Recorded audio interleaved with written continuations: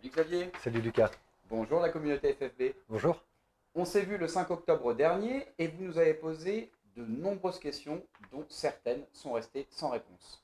Aujourd'hui, on va y répondre avec Xavier sous 4 thématiques et quelques questions.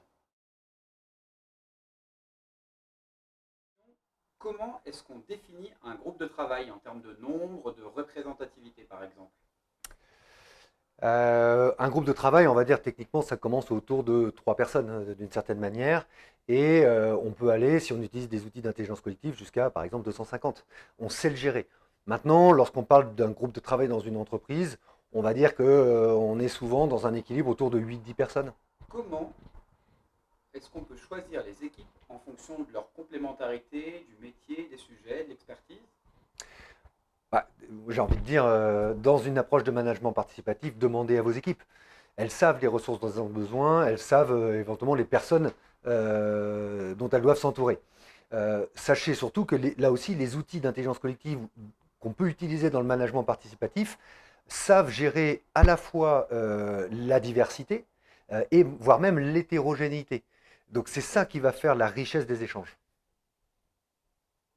Que signifie un résultat de concertation non intéressée?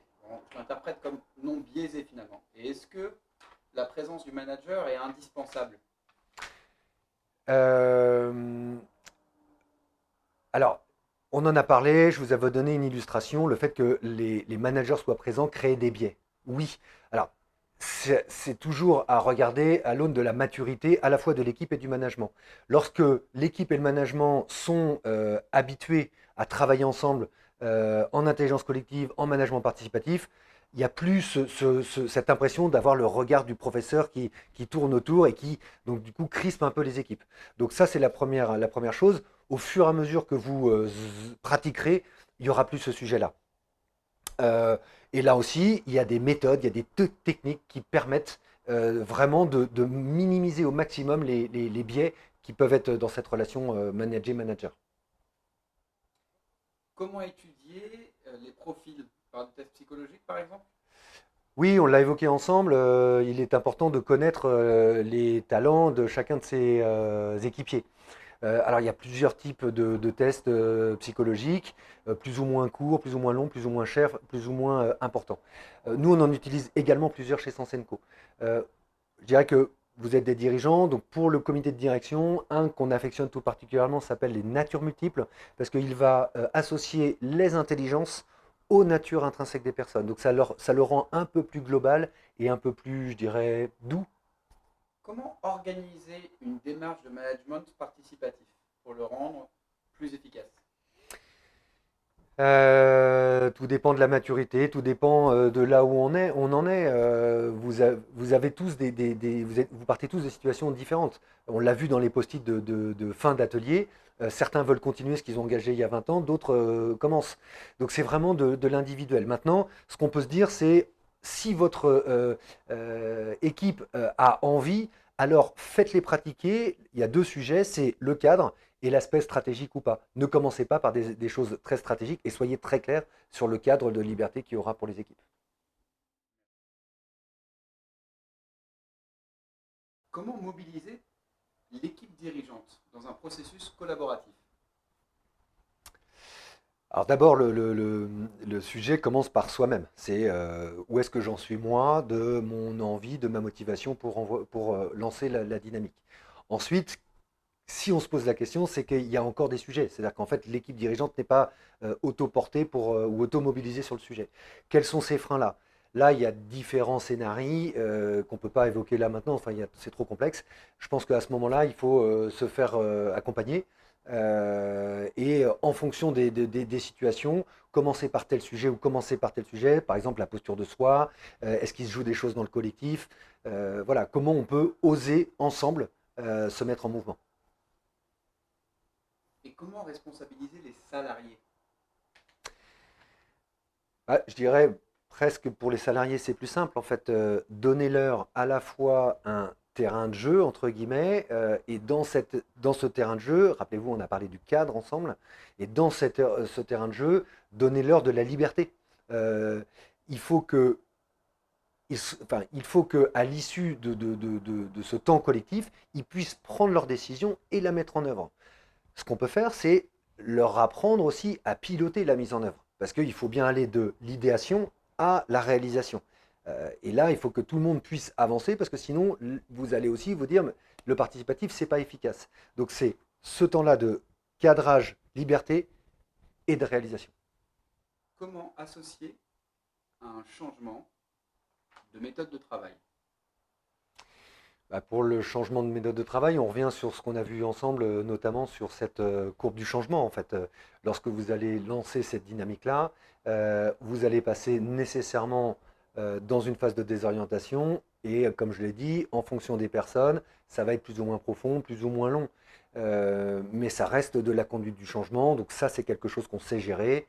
Il y a des jalons, il y a des, voilà, il y a des méthodes pour le faire. Mais ça reste de la conduite du changement. À quelle fréquence faut-il se concerter en réunion pour garder les gens motivés? Alors, il y a deux questions. À quelle fréquence faut-il se concerter en réunion?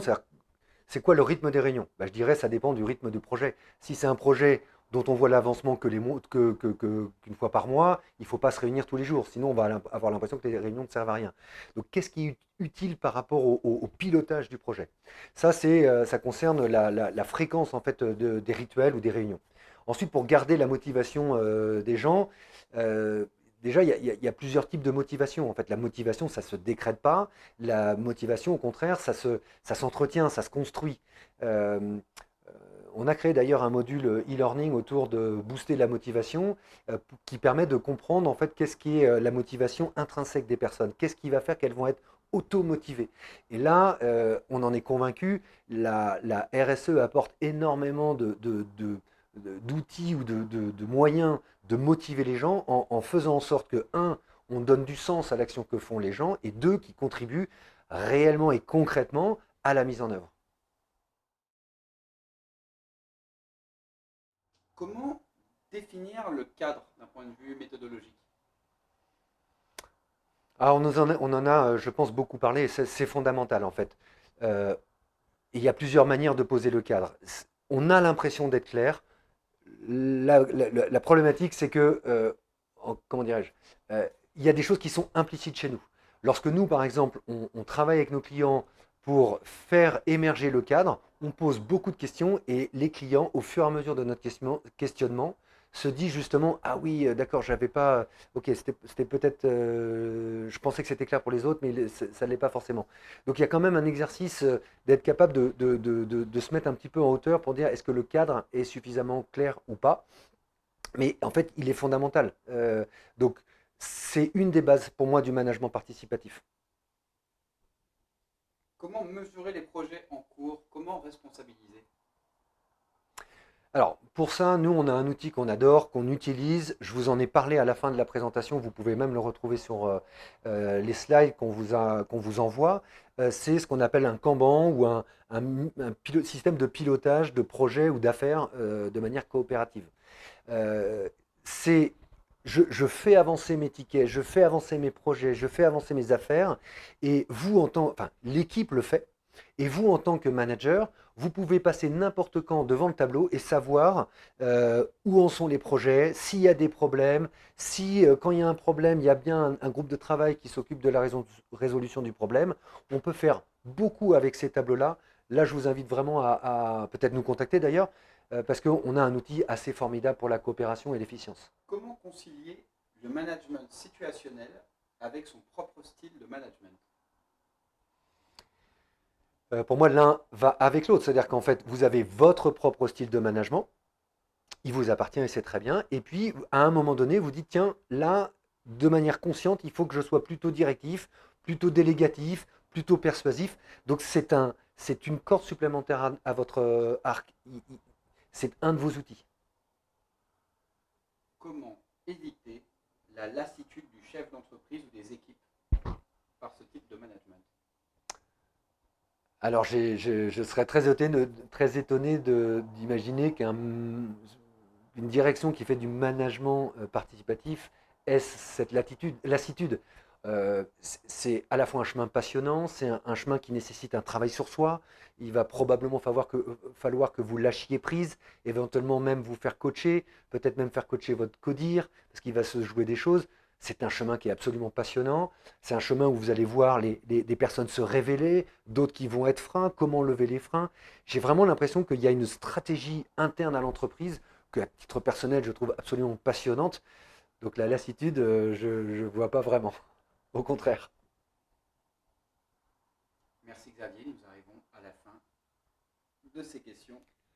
Bah, merci beaucoup. En tout cas, on a passé un réel plaisir avec Lucas lorsqu'on s'est vu. Et puis, bah, au plaisir de se recroiser sur le territoire. À bientôt. Merci Lucas. Merci Xavier.